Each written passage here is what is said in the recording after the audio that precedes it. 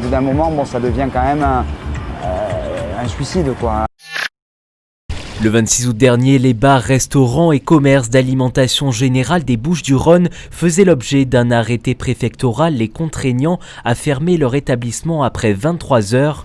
Une des mesures visant à renforcer la lutte contre la propagation du Covid-19, particulièrement active dans le département. Et une semaine après, le couvre-feu n'a toujours pas été digéré par certains.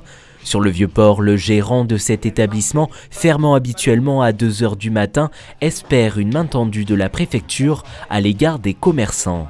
23 h, bar fermé, plus personne. Ce qui veut dire qu'à 10h15, 10h20, 10h30, on commence bien évidemment à tout évacuer. Bon, ce qui veut dire que forcément, on passe sur un chiffre d'affaires colossal, puisque forcément de 10h à 2h, ça fait quand même 4 heures et non de 11h à 2h. On espère bien évidemment que ça puisse rentrer dans l'ordre, on espère pouvoir travailler. On ne sait pas comment l'hiver va se passer, si on ne peut pas prendre les gens dedans, si on ne peut pas mettre les chauffages dehors, si on ne peut pas fermer la terrasse, et si. Au bout d'un moment, bon, ça devient quand même un suicide, quoi. À l'arrivée, ça devient très compliqué quand même avec les charges salariales et avec tout ce qui s'ensuit, de ne pas savoir ce vers quoi on se dirige, combien de temps on pourra travailler et dans quelles conditions on pourra le faire. Jeudi soir, une réunion s'est tenue en préfecture avec les représentants de l'Union des métiers et des industries de l'hôtellerie.